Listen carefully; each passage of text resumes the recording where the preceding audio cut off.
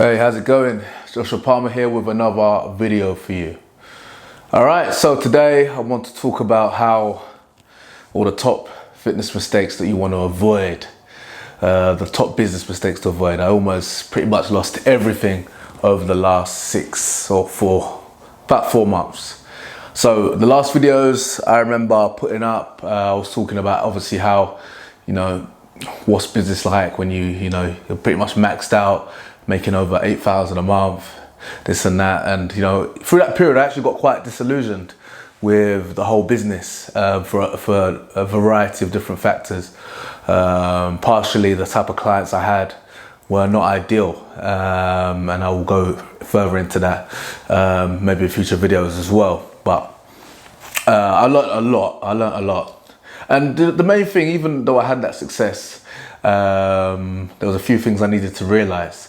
Obviously, clients aren't going to stay with you forever. And I kind of got a bit tired of, my process of getting new clients, which I detail in my book, The Low Cost Gym PT Business Success Guide, free download in the description. I detail all the steps that got me to that point and, gave me a successful business. But, I kind of got a bit disillusioned, I got a bit tired. I kind of felt like, why should I always be going out looking for clients? Like, why? Because after a while, like once you're busy, you don't even have time to necessarily look for new clients. You're supposed to just busy servicing the clients that you currently have. And obviously when you lose more again, it's kind of like, I've got to go back on this, journey of marketing and getting more clients. And I kind of got a bit disillusioned, and I kind of felt like there was, looked at different options in terms of there must be a better way to do this. I need to find a way to get clients coming to me, so I'm not always having to do this. Because, I suppose in my head I was thinking, how long could I do this for? You can obviously, I've got videos about hustling, grinding, putting the work in, but, sometimes when you think long term, 5-10 years, you don't want to necessarily be doing that. And I actually had my plan actually at the start of the year was to make enough money from personal training to invest in property, because there's some deals, especially up north. I'm from London, but up north in England, you can definitely get your hands on some good deals for probably 10,000 or even less in terms of getting up and running, in terms of different kind of deals where you don't necessarily have to buy the property to be making money off it. So that was my plan, to team up with someone, give them, let's say, 5,000 to get started. So that was the plan. And then I lost some clients, and I was thinking, hold on, when you factor in tax and you factor in rent and all these other things, it's going to be a very slow way to make a lot of money if you're stacking up, investing. So yeah, I will start looking at other opportunities basically, and taking my eye off the ball almost completely messed me up. So my first mistake that I made is, obviously the first one's not sticking to the basics. So obviously the basics, as I've discussed in other videos, you want to be doing classes consistently whenever you can. Keep doing the classes. I got to the point where I kind of felt like, the members will be looking at me like, oh, this guy again, he's going to offer me going to make this offer, and like, oh, hasn't he? You have those internal thoughts. Like, you think people are thinking of you like, oh, you don't have clients, why you keep doing the classes? Don't you have people to train, this and that? And obviously none of the other PTs are doing classes as well. So, I kind of felt like, hold on, like, how comes, obviously they weren't necessarily that busy, but I kind of felt like I'm the only one doing this. Maybe there must be a better way, a smarter way to get these clients. I'm getting tired, I'm doing all these spin classes, I'm getting fatigued.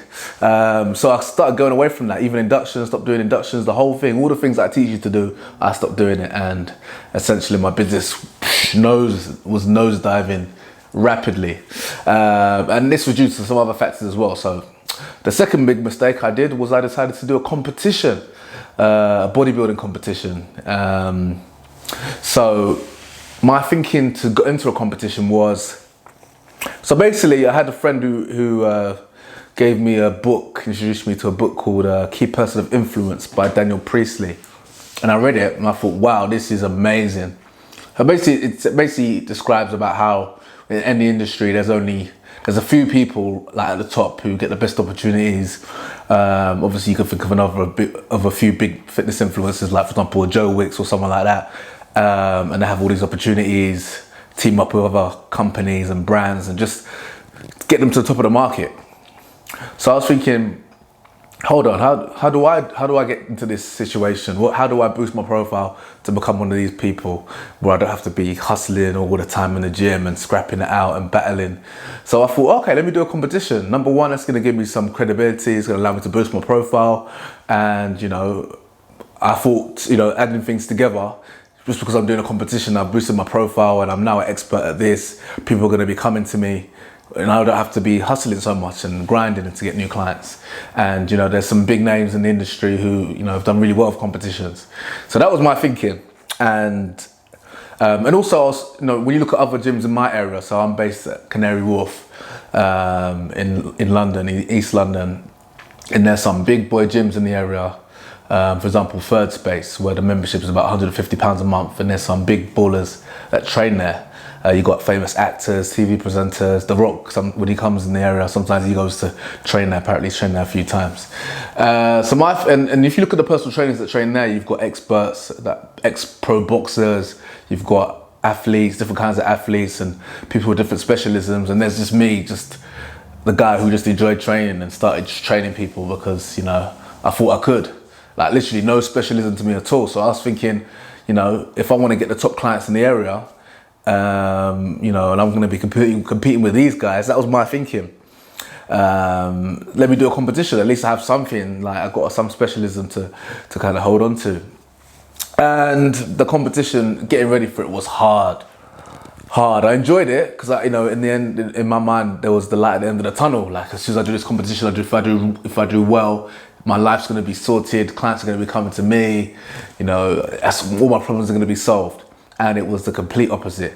Doing the competition was tough. I enjoyed it, but man, you have no energy to get your body fat to well under 10%. I don't know how low it got down to, but it got pretty low. You barely towards the end of the preparation period, I was finding it hard to even walk up the stairs. Even driving my car was a challenge. I've got a manual and that was stressing me out. I was thinking, I wish I had an automatic, I could just chill out. Like, it was crazy. Like, even relations with your girl, like that was long. I literally was not interested because everything's affected. When your body fat is that low and you're depleted and you're doing an hour of cardio a day, sometimes 2 hours, and you're having minimal carbs, it's tough. And even your patience, even your temperament changes completely. You're just always irate, on edge, just frustrated. You don't have patience.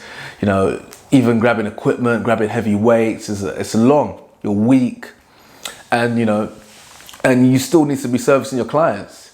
You know, ideally, you just want to put your clients on a machine, and you know, instead of having to set up like a hip thrust or you know, set up some squats or set up something, you know, and even working in the gym in the evening where it's so busy, it was just, oh man.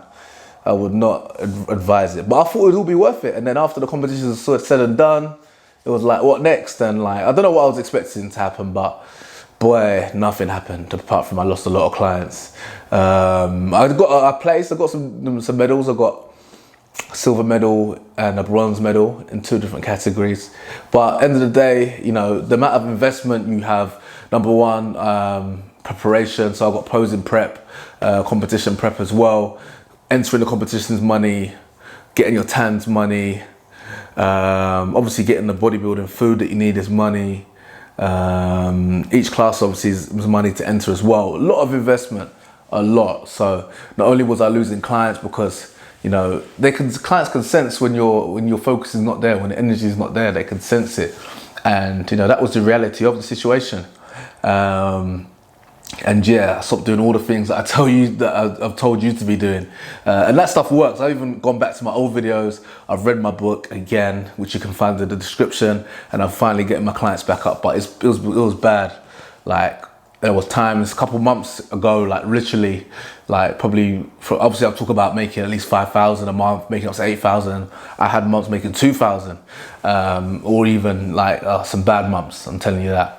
And, you know, and not only that, that was also compounded by me being kind of sold this dream of being an online coach. I'm sure if you're a trainer, you've seen these adverts about being an online coach, being on the beach and training people here and there. And don't get me wrong, it's very possible, but you know, if if you're going to pursue that, don't drop the personal training. You still need the money coming in. You still need to be busy. You just have to balance both. I thought, you know, if I'm going to do this YouTube thing seriously, social media seriously, you know, I need to dedicate more time to it. So I actually cut my hours as well. I stopped working after 2 p.m. I thought, let me just pack out the mornings, like it's going to be that easy. And evenings, I'm just going to focus on filming and doing social media to make me money. And I'm going to get clients, and you know, and I'm an extreme optimist, and that's probably my downfall. I think things are going to be way easier than they are, and then the reality hits you, and it just knocks you, and then you have to just kind of pick yourself up again. So that's kind of the situation I've been in. I've made this mistake before as well. Don't ask me why I've done it again. The first time I did it, there was a property opportunity, and I thought, oh, okay, I need to obviously have time to do these viewings. I wasn't driving at the time, so I was having to take public transport everywhere to these different estates, to look at these flats and different buildings to go for this property venture, and cutting my hours again in half essentially, or removing my evening opportunities. Again, business nosedived, because you know, in my gym, obviously your gym, I mean most gyms around the country must work in a similar way. In terms of people want to train after work, that's probably the only time that might suit them. So you take away that opportunity not only to train your clients in that time, but to also do classes and market yourself in that time. It is business suicide, and I'm not going to do that again. That's why I'm recording this video. Just as a reminder, I'm going to watch it again, and if any of you get in touch with me, you need to remind me not to stop doing that BS. Stop messing around, because literally opportunities will come, but you can't like drop out what's working for you, what's bringing the money in essentially. And I guess just it's not smart. It's not a smart thing to do. And yeah, what's the next point? So yeah, that kind of goes into the next point. So about being all in, like you need to really give all your energy to this personal training. It's not easy. I know in previous videos I talk about sticky clients, or clients that are with you for over 6 months, 12 months, more than that. And you know, obviously if you've got a bunch of those types of clients, that's great. You have to put less energy in, but also you risk being complacent as well. I find new clients bring excitement. You've got a new challenge, because you know, previous clients, you've already got them results, you know, and they know what to do. You've given them the information that you know, you've passed it to them. It's almost you're kind of going through the motions. Obviously you switch up the workout still, but with a new client, it's like you're unproven. You know, they have probably a more of an urgent need right now for your help, and you know, it gives you kind of an extra buzz, an extra energy. And you know, that comes with selling, which is the next point. You always want to be selling, bringing new clients in. You know, you can't be complacent. You can't think you're too good to be selling or looking for new clients. I mean, hopefully, my next goal is to get to the stage where my service is so good, I just get referrals coming in, because that's one thing I have neglected, and it's one thing that I really need to improve in terms of my business and my repertoire, in terms of providing such a good service that people are always referring. Because I feel like for someone to refer their friend to you, or for you to get referral, you have to be top drawer. You know, 8 out of 10, like 80% great is not good enough. You need to be 100. And I think the type of clients you have as well, like if you have clients that are generally quite wealthy and they roll in wealthy circles where their colleagues can afford personal training and it's just a normal thing, then you know, that obviously can help as well. And that ties in line with raising prices. So that's another big mistake. You don't want to charge too low. Obviously, you know, volume game, you know, more people will be able to hire you as their trainer and their coach, but you know, essentially you're gonna have to work more for the same money, versus if you up your prices, you can have fewer clients and make the same money. And also those clients are generally likely to be more wealthy. Money's not going to be such a big thing to them, not going to be such a scarce resource. They're going to have friends and roll in circles that have that kind of money as well. Because as they say, birds of a feather flock together. You know, if you've got one client who's literally, you know, cutting out a bunch of other expenses and bills, and or budgeting, taking a big part of their budget to train with you, you know, some of their other friends, if they have a similar kind of finance level, aren't going to be willing to do that. And that's one thing that I've kind of learned through my experience so far. So upping prices, having too little lower prices is another mistake. You want to up your prices as well, as much as you can. to have a sustainable income still. And so always be selling. And yeah, if there's a new opportunity, because like I said, personal training is something where eventually you're gonna have to scale it out or find a way to grow it, you know, or find a smart way. Either you make a lot of money and invest it, or you scale your business, because one-on-one personal training, I don't believe is something that is gonna really make you wealthy as it is. You can make great money, but you know, you need to be using that money that you make either to grow your business or to invest. You can't just, you know, I wouldn't advise just doing what you're doing, personal training one-on-one, because you know, you're gonna do that till you retire. You know, how's this all gonna work being self-employed? So if there is another opportunity, you need to not do what I do and drop everything and just go for that. You need to be smart. You know, make the most of your downtime. So in the gym, chances are you're not going to be working through 6 a.m. all the way to 8 p.m. There's going to be gaps. There's going to be times in the day where obviously you need to still train, you need to still eat, you need to shower, do your thing.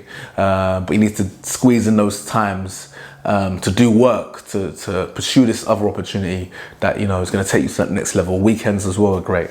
So yes, you know, at one point doing these videos, you know, I was up to almost 40 clients or 37 clients. Right now, my business has basically been cut in half. I've got about 19 right now, and I'm using the same methods that I talk about in my book, The Low Cost Gym PT Business Success Guide, to get me back up. I've got a bunch of new clients. I'm averaging about a new client a week, sometimes even 2. So I'm really putting the work in, putting the grind in to get myself back to where I was. And yeah, it's been a crazy couple months. Signed up to some courses, huge investments I've made, and to the point where you're stressed. Like, I'm going back to where I almost started as a personal trainer, where you're thinking about, even thoughts about rent and even stuff like that cross your mind. You're getting stressed, not sleeping properly. You know, you don't want to go out, you don't want to see your friends. It was my birthday the other day, and it came at the worst time. I just didn't want to talk to anybody. So yeah, this can happen. It's business. Obviously, you need to be smart about it. So these are why I'm telling you these lessons. You want to just put the training first, and even other opportunities. You know, you want to keep training and use your spare time really effectively to pursue those other opportunities as well. Be a realist, not an extreme optimist like I am. You know, obviously you need to be an optimist. I'm not going to take that away from you, because you know, even you turning yourself into a full-time personal trainer required a certain amount of optimism to think you could do it, especially if you had no clients before. So, but just be smart about it. And yes, yeah, hopefully you've learned something. But yeah, if you wanna learn the best ways to get your business to where it needs to be, which is what I'm doing again, getting back up, download my free book in the description, The Low Cost Gym PT Business Success Guide. Check it out. Like, subscribe, leave a comment, hit me up on Instagram, Facebook, whatever you want, and I'll try my best to help you if you've got any questions. And yeah, peace. Catch you on the next one.